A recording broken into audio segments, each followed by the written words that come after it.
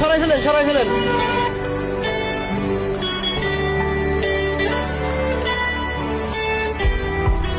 আমার আর কিছু না। আপনার দোকান? আরে তুফান উড়ে গেছে।